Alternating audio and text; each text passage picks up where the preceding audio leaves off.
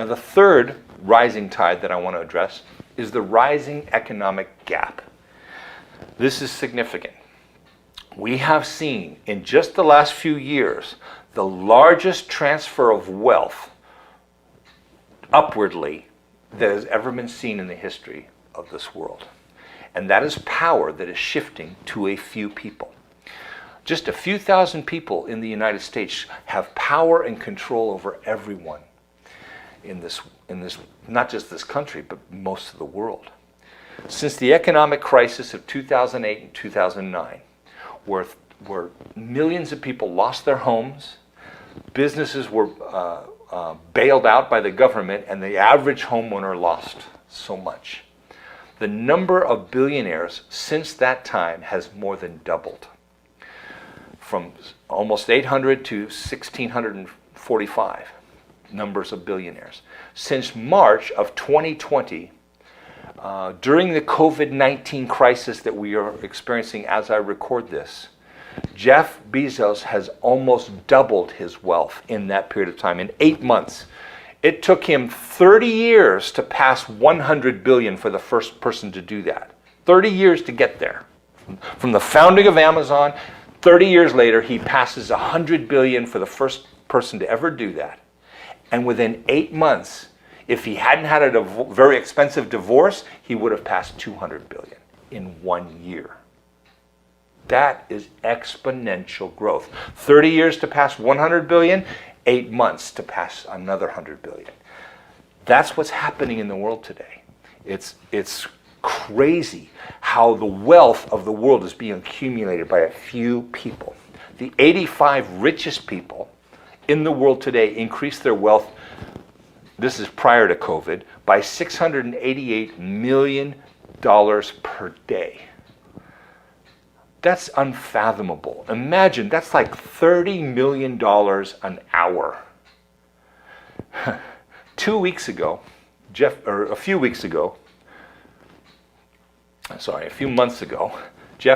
made $13 billion in a single day.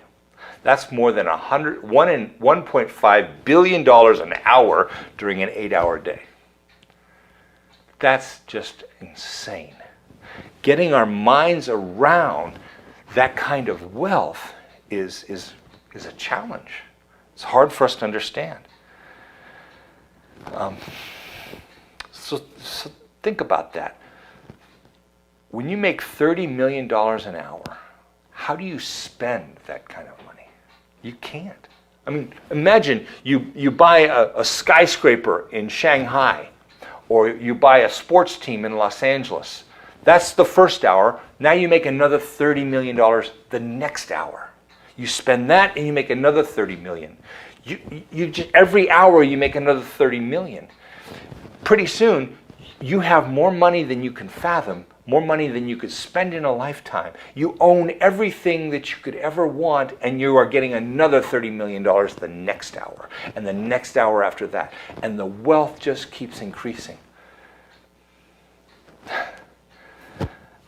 And that's what's happening constantly right now. A few people are growing at an exponential rate in their wealth, and the rest of us, the mass numbers of us who are not wealthy, are losing our money.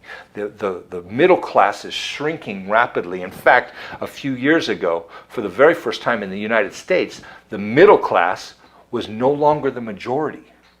There are more poor people and extremely wealthy people than there are middle class.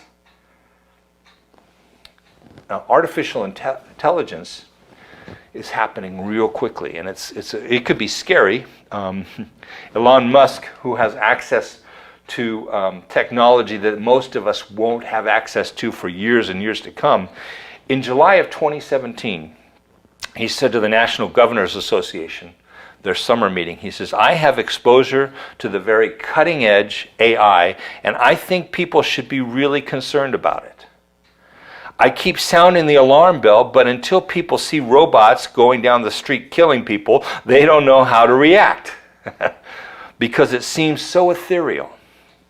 AI is a rare case where we need to be proactive about regulation instead of reactive. By the time we are reactive in AI regulation, it's too late. Now, the big tech corporations, who already have more power than they should ever have, as unelected officials who control your daily life and how we relate and communicate with each other, and are really not held account for the way they control things, those companies are moving fast in AI. And one of the scary things about artificial intelligence, it's not so much that it's going to suddenly turn against us like Skynet and start attacking us. I don't think that's the issue. Here's the issue. We are going to see 40% of jobs lost because of artificial intelligence and robotics in the near future. 40% of jobs. That's a huge crisis that's about to come. Now, when that hits us, I remember as a kid, I'd watch a cartoon called The Jetsons, and they'd have a robot maid who would clean the house and put everything in order and do the laundry and make the meals and everything. And we are way beyond some of that technology, but the truth is we are not anywhere near creating the kind of robotics and artificial intelligence that could actually accomplish that simple task. Cleaning the house, yeah, you could have a Roomba vacuum the floor, but vacuuming the floor, doing the windows, doing the dishes and the laundry and making a meal, that is beyond what our robotics could actually produce. But artificial intelligence can diagnose someone who's sick better than a physician, can speculate stock markets better than a stockbroker. It's not the blue-collar workers only that are going to be knocked out of jobs because of AI. It's white-collar people too. And when that happens, that gap between the extreme wealthy and the poor is going to increase at an even greater exponential rate. Because those who are the wealthiest will no longer have to pay employees or allow them to have a vacation or give them medical insurance. None of that's necessary. Everything produces profit. And the computer can work 24 hours a day, 7 days a week, producing more and more profit for wealthy people, increasing that gap between the wealthy and the poor. And that's the world we're in right now. And we need to be better prepared for this. This is more than financial greed. It passed financial greed a long time ago. There comes a point where you have so much, why would you need more? But they're driven for more. They can't help themselves. This is a grab for power, not just for things, not just for money. It's about power and control. And in the last year, we are seeing big tech companies assert their control. They are deciding what information can be released during an election. They are deciding who should be, their voices cut off and who shouldn't. They were not elected officials. They're just entrepreneurs who built a big business that we are all now dependent upon. And they have absolute control over those worlds. And they are exercising that because it's about control. It's about power. Now, Jesus talked about wealth. He oftentimes used the word mammon, which means wealth. And he says, you cannot love God and mammon.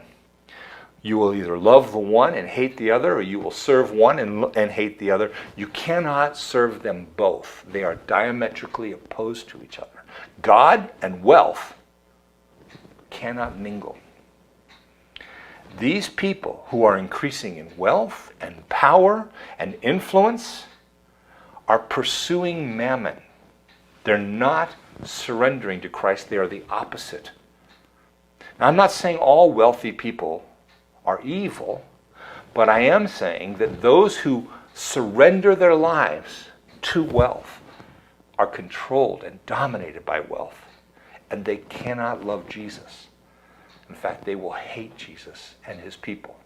And this is all setting us up to a time where we are going to be at odds with the most powerful few people on the planet.